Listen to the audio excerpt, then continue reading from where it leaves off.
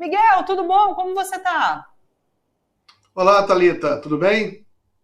Tudo certo, Miguel. Tava com saudades da sua participação por aqui. Acho que tem quase um ano que a gente não se fala. Eu saí de licença maternidade, a gente falava sobre a eleição de Lula. Lula já foi eleito, já tem 6 meses, 7 meses de governo. A gente não tinha voltado a se falar. Então agora é o momento. Eu queria conversar com você sobre a volta dos trabalhos no Congresso. Quero saber de você sobre expectativas que temos. Estava contando agora para o nosso público que a gente tem ali arcabouço fiscal para ser rediscutido na Câmara dos Deputados, depois de algumas modificações feitas no Senado. E no Senado a gente tem a PEC da reforma tributária, que já passou ali, inclusive, na Câmara dos Deputados, né? São essas as maiores expectativas? Eu sei que também tem uma segunda parte da reforma tributária que talvez mexa mais profundamente com as estruturas aqui do país para ser discutida ali no Congresso. Como que você está vendo esse retorno dos trabalhos no Congresso? Então, mais uma vez, boa tarde, Thalita. Realmente passou muito rápido o tempo, né? Parabéns novamente aí pela sua maternidade. Obrigada. Boa tarde a todos aí também. Parabéns pelo TVT, quase 1 milhão de inscritos. Eu vi, Sim, eu vi essa criança nascer, eu lembro perfeitamente sim. quando surgiu a TVT. Lembro, foi realmente uma coisa, demora, um órgão de comunicação demora para se consolidar. O começo foi difícil, agora está aí grande. É isso aí, parabéns. As Obrigada. expectativas são tranquilas, Thalita. Eu acho que o Lula tá jogando com muito cuidado, né? Tá jogando bem esse jogo. Ele não ganhou, levou um gol ou outro, mas está ganhando a partida. Isso é notório, né? Conseguiu aprovar as reformas que ele queria. Ele está fazendo, ele está jogando para ganhar. Ele e o Haddad, né? Ou seja, eles já fazem a composição e articulação política antes de mandar qualquer coisa para o Congresso. Então, geralmente, as medidas vão para o Congresso já com acordo com as lideranças partidárias. O Arthur Lira, por exemplo, que todo mundo via como uma grande ameaça, um novo Eduardo Cunha, na realidade está jogando relativamente afinado com o governo, até por conta da força do governo e da maneira como o governo está costurando tudo, né? Está fazendo uma articulação muito, muito cuidadosa, muito bem feita com as lideranças partidárias. Há uma expectativa agora da reforma ministerial trazer para dentro do governo o PP e os republicanos, né? Ou seja, o Lula está comendo o centrão, né? Ele está fazendo política, ele está... Claro que é um jogo cheio de riscos, né? Porque há sempre o risco de desfigurar o governo, há o risco de empoderar é, agentes políticos que depois podem se voltar contra o próprio governo, né?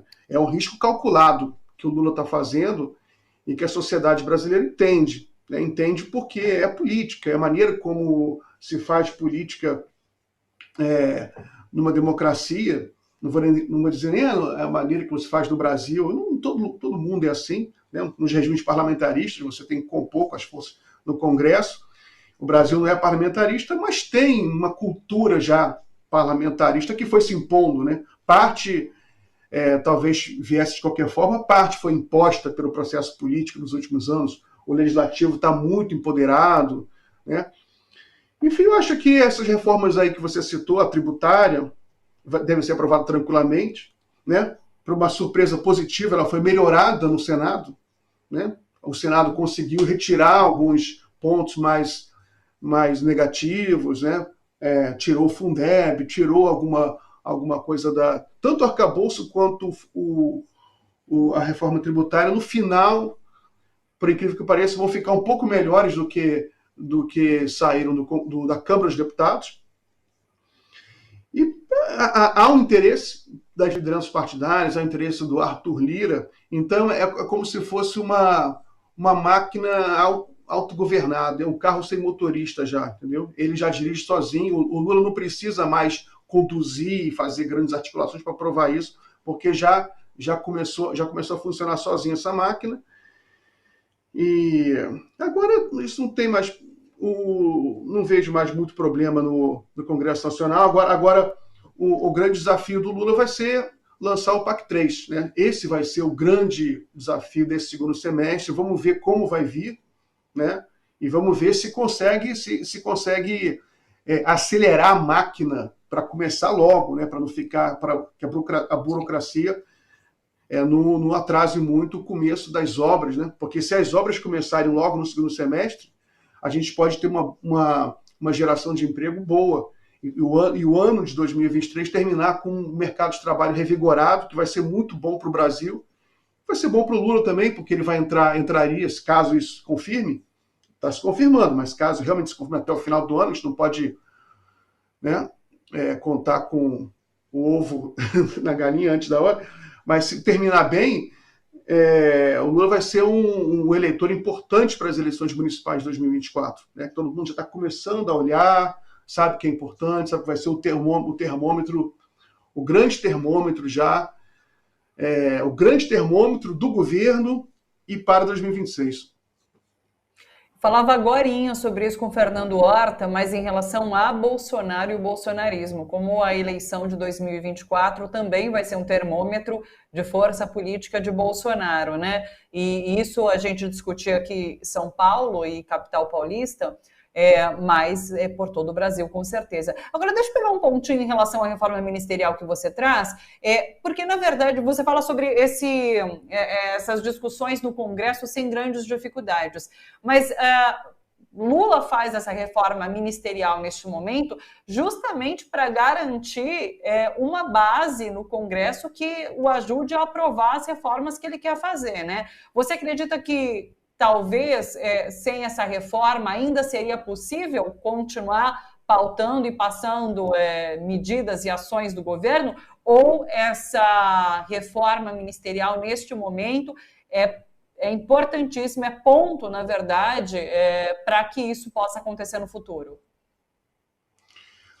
É difícil especular dessa maneira, Thalita. Eu acho que passaria de qualquer forma a reforma tributária e o arcabouço fiscal, mesmo sem reforma tributária, mesmo sem reforma ministerial. Até porque passou já a primeira parte toda, passou sem reforma ministerial. Eu acho que a reforma ministerial ela é um toque, um retoque na obra de arte que o Lula está tentando pintar, né? É um toque para ficar o que ele considera uma obra-prima, né? Com essa reforma ministerial, ele reforça, ele consolida o apoio de partidos com muitos deputados, que é o PP e os Republicanos, e pacifica, né? O Lula tem essa cultura política de formar a maioria possível. Você tem, na teoria política, duas formas de governar no presidencialismo. Né? Uma com a minoria, mas muito sólida, né? Jogando com opinião pública, jogando com manifestação. É uma maneira que no Brasil a gente não conhece muito, não foi muito feito, não se sabe se daria certo, né? De qualquer forma, claro que é mais arriscado. Por exemplo, não dá nada para ninguém, faz um governo totalmente mais à esquerda, mais sólido. Eu lembro quando o Lula enfrentou problemas políticos nos seus governos anteriores, ele enfrentou alguns problemas. Eu lembro que havia alguns cientistas políticos que falavam, não, o Lula está exagerando, ele devia ter uma base menor, mais sólida, que dá para governar. Outros governos fazem assim, mas o Lula ele prefere, como eu já disse, jogar para ganhar, ele prefere sempre arriscar menos, né? Embora haja um risco calculado, né? E o risco não é pequeno, porque o principal risco, eu repito, é empoderar setores fisiológicos que não são aliados orgânicos, aliados ideológicos, ou seja, são setores que na primeira crise pulam fora do barco e se voltam contra o governo, contra o Lula. Né? É um risco calculado. Né? Mas é a maneira que o Lula sabe jogar, é a maneira como ele construiu, de certa forma, a sua própria vitória agora, terceira vitória, ele construiu, de certa forma, desse jeito, montando uma frente ampla, é a maneira que o Lula, que eu imagino que o Lula vê, que vai garantir também uma frente ampla nas eleições de 2024, né, porque ele trazendo esses partidos, possivelmente ele também está vendo isso, não apenas a reforma tributária, o arcabouço, também está vendo já a possibilidade, porque se ele colocar o PP e os republicanos dentro do governo, isso, por exemplo, vai dificultar muito que esses mesmos setores joguem com muita agressividade contra o PT em 2024.